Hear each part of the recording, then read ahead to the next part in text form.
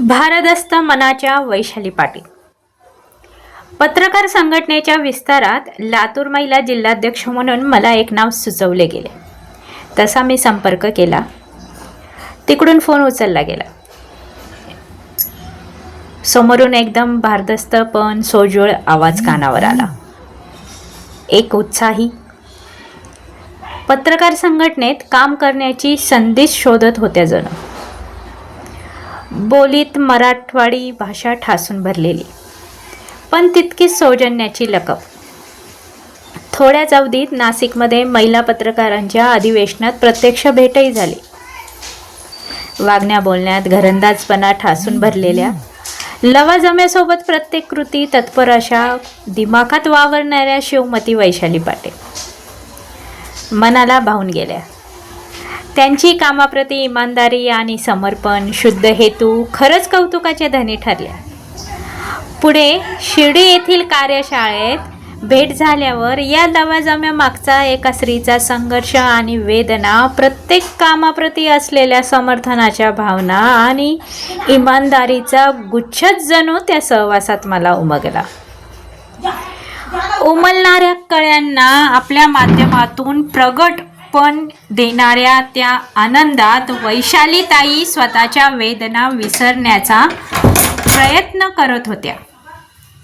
आपल्या हातावरचे भाजलेले व्रण नव्या पिढीला, नव्या धडपडीला चिलखत देत होती. देवणी तालुक्याच्या त्यांच्या गावी, त्यांच्या वडिलोपार्जित वाड्यात 60-70 अनाथ मुलांची ती दाती आधारवड ठरत होती. स्त्री जातीला ज्या एका प्रवृत्तीची, विकृतीची आणि ज्या एका नात्याची घृणा असते, त्यांना पण योग्य न्याय देऊन, त्यांना त्यांची जागा दाखवून, खऱ्या नात्याला सन्मान प्राप्त करून सर्वोच्च जागर आपणास कुठेही बघायला मिळणार नाही. आपल्या एकुलत्या एक मुलांच्या संगोपनात कुठलीही कसर न ठेवता वैशालीताई आपल्या भावंडांना मायेची सावली होण्यात कुठेही कंजूसी करताना दिसत नाही. वडिलांच्या मार्गदर्शनाखाली त्यांच्या शिक्षण संस्था सांभाळताना, वाढवताना अंगभूत न्याय भूमिकेला साजेसा भूमिकेतच त्या नेहमी वावरतात. पत्रकारितेलाही पूर्ण न्याय देतात. नवनवीन प्रांतात स्वतःला सामावून घेण्याची त्यांची पराकाष्ठा अतुल्य आहे. म्हणूनच की काय, वडील भगवानराव पाटील यांचे जिल्हा परिषद सदस्यपदही मोठ्या दिमाखात परत एकदा घरात खेचून आणण्याच्या त्या तयारीत आहेत. समाजसेवा हा त्यांचा पिढीजात पिंड. घराण्याची परंपरा जपण्यात त्यांना खरा आनंद. जे काही आहे ते सारे भावभावंडांसाठी, स्वतःसाठी विशेष काही कमावण्याचा सोस त्यांच्यात कधी दिसलाच नाही.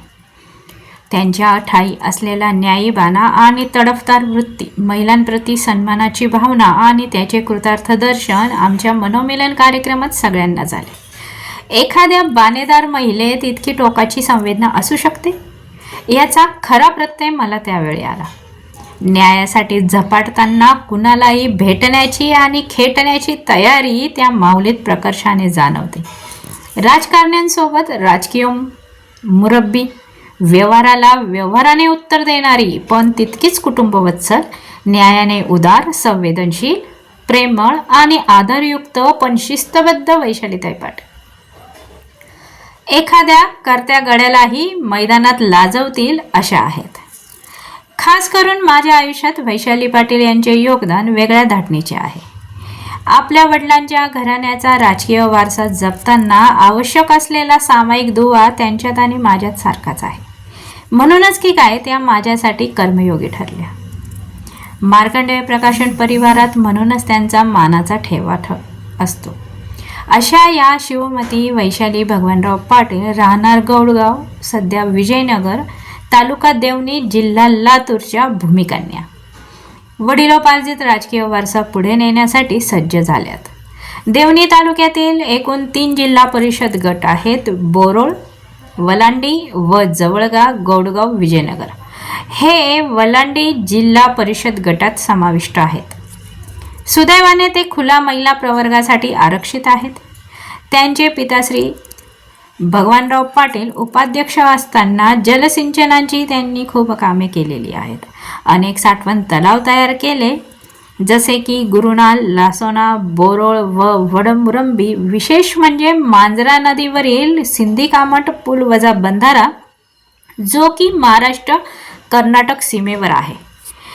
त्यामुळे दोन्ही राज्याची प्रत्येकी 2-2 हजार हेक्टर जमीन 12माही सिंचनखाली आली. यामुळे 12 ते 14,000 हेक्टर ऊस उत्पादन वाढल्यामुळे आदरणीय माननीय मंत्री सहकार महर्षी श्री दिलीपरावजी देशमुख साहेब यांनी Jagruti sugar and alliance limited, Talegaon, taluka Deoni, जिल्हा लातूरची स्थापना करून मराठवाडा भागात सर्वात जास्त ऊसाला भाव मिळवून दिल्याबद्दल संपूर्ण शेतकरी वर्गात आनंदाचे वातावरण निर्माण झाले.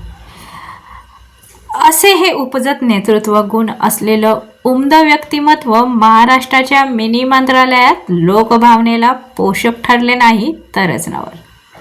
शब्दांकन रश्मी मारवाडी, आपली दुनियादारी, नाशिक.